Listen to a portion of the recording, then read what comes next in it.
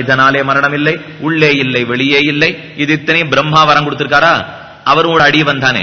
இப்ப அவர் வார்த்தை உண்மையாக்கணுங்கிறதுக்காக இந்த மொத்த வரத்தின் படியுமே வந்து பிறந்துட்டான்.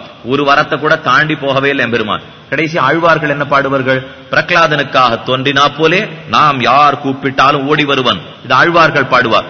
இன்னி வரைக்கும் ஓடி வந்து காட்டுட்டான். அப்ப ஒரு கல்லுல எத்தனை பேருடைய வார்த்தையை உண்மையாக்கி விட்டான்? பிரகலாதன் வார்த்தை உண்மையாயித்து, ஆழ்வார்கள் வார்த்தை உண்மையாயித்து, பிரம்மா கொடுத்த வரம் உண்மையாயித்து, வேதாந்தம் உண்மையாயித்து. இன்னும் எத்தனை வார்த்தையை உண்மையாக்கணும்? இப்ப இந்த மத்வாச்சாரியர் ரொம்ப அழகா வியாக்கியானம் பண்ணி காட்டினார். சத்தியம் விதாத்தும் ரிஜவித்ய பாஷித்தும். என்ன பெருமான் நரசிம்ம பெருமான் தோன்றினான். அந்த கதையை நேத்திக்கு நாம பார்த்தோம்.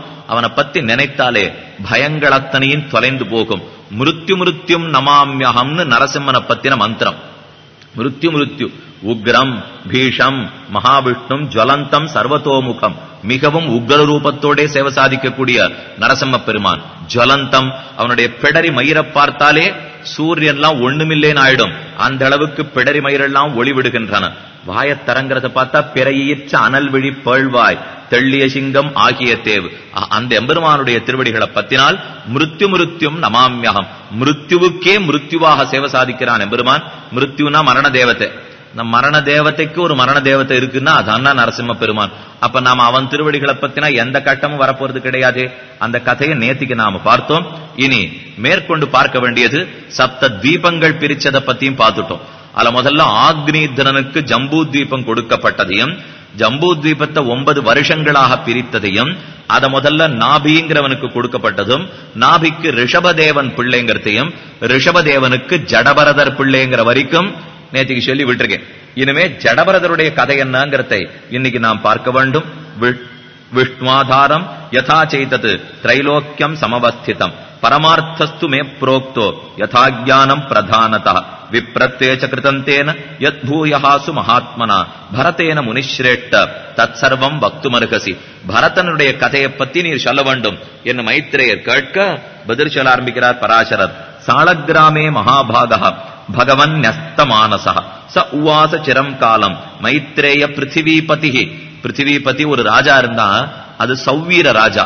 அவனுக்கு ரகுகுணன் பேர். அந்த ராஜாவுடைய கதையை பத்தி சொல்றதுக்காக ஆரம்பிக்கிறார். அந்த ராஜா கதை சொல்றதுக்கு முன்னாடி ஜடபரதருடைய கதையை சொல்லி ஆகணும் இல்லையோ. இந்த ஜடபரதர் சக்கர நதின்னு ஒரு நதி. அந்த நதி தீரத்துல உட்காந்து தபஸ் பண்ணிட்டே இருந்திருக்கார். தபஸ் பண்ண சமயத்திலே அத ஆஜகாம தத்தீரம் ஜலம் பாத்தும் பிபாசிதா ஆசன்ன பிரசவா பிரம்மன் ஏகைவ ஹரிணீவனாத். இவர் பாட்டுக்கு பெருமாளை நினைச்சிட்டு இருக்க வேண்டியவர் கொஞ்சம் கண்ணை திறந்தார். இந்த கண்ணை திறந்தாலே ஊர் உலகத்தில் இருக்கிறதெல்லாம் படுறதுக்காக ஆரம்பிக்கும். முடிஞ்ச வரைக்கும் கண்ணை மூடின்னு தியானத்தில் இருந்துள்ளான். அதுக்குன்னு கண்ணை மூடிண்டே இருந்தா தூக்கம் வந்தாலும் வந்துடும். அதனால அப்பப்ப திறந்து இருக்குமாங்கிறத நாமே கிள்ளி பார்த்துக்க வேண்டியதுதான். இவர் கண்ணை திறந்தார். திறந்த சமயத்துக்கு அந்த பக்கத்துல ஓடுற நதி, அதுல தண்ணீர் குடிக்கிறதுக்காக பூர்ண கர்ப்பிணியா இருக்கிற ஒரு மான், ஒரு பெண் மான். அந்த பெண் மான் தண்ணீர் குடிக்கிறதுக்காக வந்தது. இது இந்த கரையில இவர் பக்கத்துல குடித்து கொண்டிருந்தது. எதிர்கரையில பெரிய சிங்கம், அது தண்ணீர் குடிக்க வந்து தாண்டிட முடியாது சுலபத்திலே. ஆனா அந்த பெண்மான பார்த்த உடனே ஒரு தரம் கர்ஜித்தது சிங்கம், பிடிச்சு சாப்பிட்டுள்ளாங்கிறதுக்காக.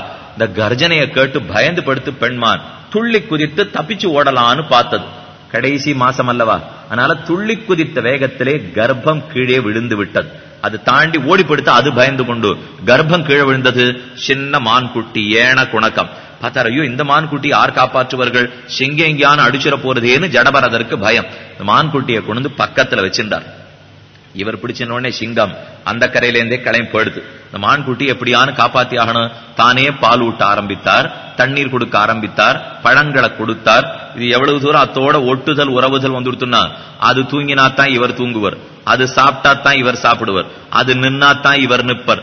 அந்த அளவுக்கு மாறிப்பட்டார் இந்த மகரிஷி ஜடபரதர். தத சம்பவ தத்ர பீத பிராயே ஜலேதயா சிம்ஹஸ்ய நாத சுமஹான் சர்வப்ராணி பயங்கரஹ ததஸ்ஸா சஹசாத்ராசாத் ஆப்ளுதா நிம்னகாதடம் அத்யுச்சாரோகணேனாஸ்யா நத்யாங் கர்ப்பஹ பபாதசஹ.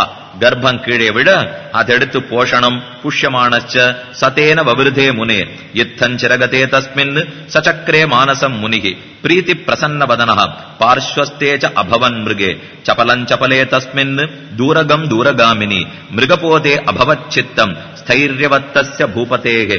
இப்படியே நாள் போக கடைசி காலமும் நெருங்கித்து பரதருக்கு. அவரு கடைசி காலம் வந்துட்டபடியாலே அவருக்கு மனசுல ஒரு பயம் வந்துடுது. இப்ப எனக்கு பிராணன் போயிடுத்துன்னா மேற்கொண்டு இந்த மான் குட்டிக்கு 6 சோறு ஊட்டுவர்கள், இது அவருடைய பயம். இப்ப இவர் ஆரம்பிச்சது பிரம்மத்தை பத்தி தியானம் பண்ண, மான் குட்டிய கூட்டு பக்கத்துல உட்காந்து வச்சுட்டு அது சாப்பிட்டா தான் சாப்பிட்டு, அது தூங்கினா தான் தூங்கி, இந்த அளவுக்கு மாறியே போயிட்டாரு இப்ப ஜடபரதர். சரி, அதுவான போனா போறது, போற காலத்திலேயான ஒழுங்கா கண்ணன் நினைத்து பிராணன் விடம் இல்லையா? ஆனா இவர் என்ன நினைச்சிருந்தார், இனி உனது வாயலகில் இன்னடிசில் வைப்பார நாடாயே. அழ்வார் அழகா பாசுரத்துல காட்டினார், நீயலையே சிறுபூவாய் நெடுமாலார் கெந்தூதாய் நோயனது நுவலென்ன நுவலாதே இருந்தொழிந்தாய் சாயலுடு மணிமாம தளர்ந்தேன் நான் இனி உனது வாயலகில் இன்னடிசில் வைப்பாரே நாடாயே. ஆழ்வார்கள்லாம் சின்ன கிளி வளர்ப்பர்கள், பூவை வளர்ப்பர்கள், அதுக்கெல்லாம் பால் தேன் பழம்லாம் கொடுத்து கொடுத்து வளர்ப்பர்கள். இப்ப நான் போயிட்டேன்னா இனிமே உனக்கு 6 பாலும் தெளிதேனும் கொடுக்க போகிறார்கள். ரொம்ப வருத்தப்பட்டு மானையே நினைச்சுண்டு உயிரை விட்டுட்டார் பரதர். இது இந்த இடத்துல ஒரு முக்கியமான கருத்தை நான் ஞாபகத்தில் வச்சுக்கணும். பக்தன் பக்தன்கிறவன் ஒருவன், அவனை விட உயர்ந்தவன் சரணாகதன். பக்தன்னா நாம் பண்ணுகிற பக்தியால பகவானுடைய திருவடிகளை அடைய போகிறேன் என்று நாம் செய்யும் செயலால் அவன் அடைய போகிறேன் நினைக்கிறான் அல்லவா, அவன் பக்தன். ஆனா சரணாகத்தன் ஒருத்தன் இருக்கான், அதெல்லாம் நம்மால் ஆகாது சுவாமி, அவனே நம்மை அவன் திருவடிகளிலே சேர்த்து கொள்ளட்டும் இப்படின்னு நினைக்கிறவன் சரணாகதன். பக்தன் நானாக பற்றி ஏதோ பண்ண போறேன்னு நினைக்கிறான், அதுக்கு சாத்தியோபாயம்னு பேர். ஆனா சரணாகதன் நான் பண்றதுக்கு ஒண்ணுமில்லை, கைமுதல் எதுவுமே இல்லை, அவனே பார்த்து அவன் திருவடிகளிலே சேர்த்து கொள்ளட்டும். இது சரணாகதனுக்கு உண்டான லட்சணம். இவ 2 பேருக்கு என்ன வித்தியாசம் தெரியுமா? கடைசி நிமிஷத்திலே பக்தன் கண்ணனை பத்தி நினைக்காமல் வேற எதையான பத்தி நினைத்து கொண்டே உயிர விட்டால், எதை நினைத்து கொண்டு உயிர விட்டானோ அடுத்த ஜென்மம் அதுவாகவே பிறப்பன். இதைத்தான் கண்ணன் கீதையில அழகா சாதிக்கிறான். எம் வாபி ஸ்மரன் பாவம் தியஜத்யந்தே கலேவரம் தம் தமேவைதி கௌந்தேய சதா தத்பாவ பாவிதா. கடைசி நிமிஷத்துல எதை நினைச்சுட்டு பிராணன விடுறியோ அர்ஜுனா, அதுவாகவே நீ பிறப்பாய். இது கண்ணன் சொன்னது.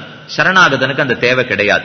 அந்திம ஸ்மிருதி வர்ஜனம், கடைசி நிமிஷத்துல இவன் அவனை நினைக்க வேணுங்கிற தேவையே இல்லை. ஆழ்வார் அழகா சொல்லி வைத்தார், அப்பொழுதைக்கு இப்பொழுதே சொல்லி வைத்தேன் திருவரங்க தம்மானே. அப்பொழுதைக்கு இப்பொழுதே, இந்த கடைசி காலத்துல உன்னை பத்தி நினைவு வருமாங்கிறதே எனக்கு தெரியாது, அதனால அன்னைக்காக நான் இன்னைக்கே சொல்லி வச்சுட்டேன். வராக பெருமான் ஒரு சரம ஸ்லோகம் சாதித்தான். ஸ்திதே மனசு சுஸ்வஸ்தே ஷரீரே சதியோ நரஹ தாது சாம்யே ஸ்திதே ஸ்மர்த்தா விஸ்வரூபஞ்ச மாமஜம் ததஸ்தம் ரியமானந்து காஷ்டபாஷாண சன்னிபம் அகம் ஸ்மராமி மத்பக்தம் நயாமி பரமாங்கத்திம். கடைசி காலத்திலே நம்மளுடைய சித்தம்லாம் நம்ம கட்டுப்பாட்டுல இருக்குமாங்கிறதே தெரியாது. கண்ணு நம்ம சொன்ன கடி கேட்குமா, காது நம்ம சொன்ன கேட்குமாங்கிறது தெரியாது.